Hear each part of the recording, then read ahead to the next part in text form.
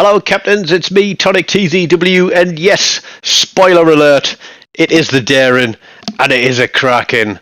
I've had so many 4-kill games over the recent weeks where I've narrowly missed out on a 5th, or I've had to avoid taking a 5th kill for the sake of staying hidden and taking a win for the team.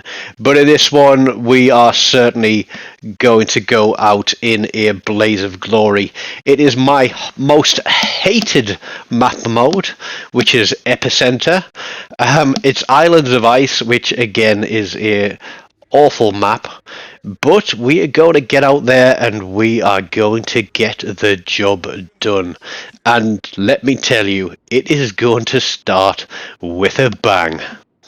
Thankfully, not me right at the beginning, but I have got another video coming soon where, I do enough in 3.5 minutes to finish top of the leaderboard, and the rest of the red team is gone in, I think, 6.5 minutes, and that was 3 kills, first blood, double strike, and a flesh wound. So quite a handful going on there in 3.5 minutes. But you'll have to keep your eyes peeled. Don't forget, smash that subscribe button and the notification bell so you are alerted of when I drop new videos on the channel. It's reset today, so obviously we've got to get 5 legendary wins, and you know, for legendary tier I am going to play the Daring pretty much every single time, but I did play this map on this mode in the Conqueror, and I finished top of the board in that one as well, which is unusual for me in a legendary tier battleship. And I'm looking at that Colbert and I know it is nasty spam, so I don't really want to be anywhere near it. But it's really good to see that in this game targets do get focused very hard and very fast, and I'm going to be doing a bit of focusing of my own. But I was quite certain that he'd damage con, so I thought if I can get a fire on him, then he's going to tick. So even if he does get to the cap circle, he could still be ticking. But the only place that that guy is going is straight back to port. And there we go. We are on the board with 27,500 damage, with a first blood, with a dev strike, and now we are going to get out of this smoke screen, because nobody likes to be a dope in a smoke, do they? It's happened to me recently, and I was extremely embarrassed and apologetic to the team. But there is the Kleber and calling for fire on him. Now we are going to push around behind red team, because with this map mode everybody seems to just get tucked in behind the islands and then sit and wait for somebody to make a move. And it's me that's going to be making the move on this one. I'm going to push round as hard as I can, because we know there's at least one destroyer there in the middle of the map. We've got 2 guys just kind of parked behind rocks, and I do say that you shouldn't just sit on a cap contesting it, especially if you're the eyes of the team in a destroyer. You should be trying to keep things spotted as best you can, and if like there are 2 destroyers pretty much within a short distance of each other, one of yous can spot and one of yous can try and do something to get shots on the red team.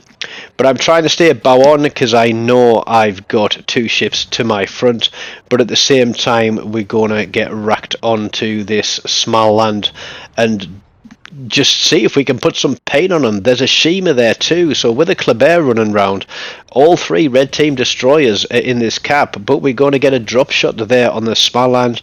We're going to pop some shots at that Shima. I don't know how we're going to do here. Do we get a fire? I think we get an incapacitation on the Shima. There we go. Hopefully that was his engine and somebody is going to be able to pick him up. But because he is at the limit of range and we've got a Yamato that's full health in front of us, we're going to switch fire onto him while we've got a little bit of that smoke screen left and see see if we can get some fires onto him and start that damage ticking.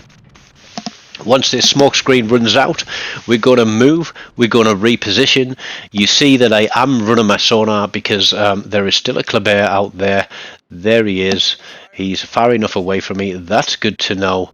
Now I can push on this Yamato, who has very limited decisions in what he could do. He could go forwards, but he knows he's got 2 destroyers in front of him. He's chosen to go backwards, which means that he's going to be going at a steady speed, and that makes it all the more easier for me to put torpedoes on, slightly overlapping in case he decides to slam his engines into full forward when he sees those torpedoes coming. But he is getting absolutely battered. You'll see that although we hold the center cap, we are down on points, and but we're not going to be that way for long, because Mr. Yamato is burning quite fiercely, but he shouldn't worry, because the torpedoes that are on the way are going to gradually sink his ship under the waves and put all of those fires out for him. So good night, Yamato, and goodbye. Thank you for playing the game. That is kill number 3. Now, if you've watched some of my other videos, you'll have seen the build that I run on the Daring. I run Grotzmar Smart with William Sims to give me some extra hit points, and Eric Bay for a little bit of concealment. But my concealment isn't as good as other destroyers that are running full concealment, who can be running at 5Ks. I've got 5.5, so I have to be a little bit more cautious about what I do, and I get a little bit careless here because I've got a broadside open to that Soyuz that's out there on the left flank. But we drop shots on the Kleber. That is kill number 4. There are 3 ships left in the game, and all I have to say is I am glad that that guy had armor piercing loaded. But we're gonna get some payback now, because Russian cruisers and destroyers have limited damage controls, and if you can get these guys burning or flooding, they have to make the decision on whether or not they are going to hit one of those limited damage controls. There's one fire. We're going to keep the pressure on, and I didn't realize I was leaning on the stick as I was backing up, so instead of having 3 guns on this guy, I only had my front 2 turrets. But we're going to keep rocking his world, spamming this HE out, and the smoke is going to disappear. We're looking around. We've got 3 ships, a gear. We've got the Giuseppe Verdi, who we know most likely has radar. But the cruiser that did spawn on the left flank with us has got himself in a position where he can keep the pressure on that Soyuz. I am expecting him to come out in front of that mountain. Our Schlieffen is in a very dangerous place. He has got the Aegea on his right. He's got the Giuseppe Verdi to his left, and he's got that Soyuz coming through too. That Giuseppe Verdi obviously knows that there are torpedoes on the way. That is why the Schlieffen has turned. But with the sap secondaries of that ship, even though they've been nerfed, yeah, it's dangerous, and he got absolutely monster mashed. Now he's burning his radar. That means that I'm going to be spotted for a long time yet, but we're going to try and keep the pressure on. He didn't take the opportunity to load high explosive once he dealt with the Schlieffen. The cruiser is laying onto him with HE. That, I think, is a double fire. And this is where I decided we're on for a Kraken here. We've got 4 kills. We've got at least 2 fires on this guy.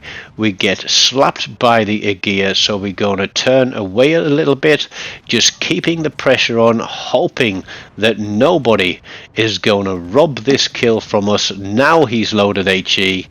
We get set on fire, but that is Kraken 148 as the Aegea piles another salvo into me. I am pretty much sure that we are done for at this point. We have taking our pound of flesh out of red team, and this Aegir has got his guns dialed in like lasers, and I only had 2,000 hit points left there, but that is the end of my ship. We have 2 ships left, and they did eventually close down this Aegir.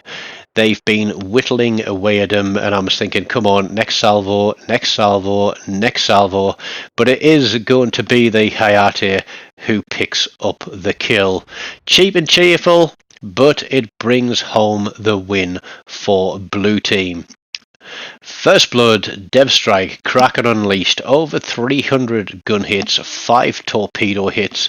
That's on the Colbert and the Yamato, with only 6 fires in that one, which is unusually low for the build. Normally I'd expect 10 to 15 fires for that number of gun hits.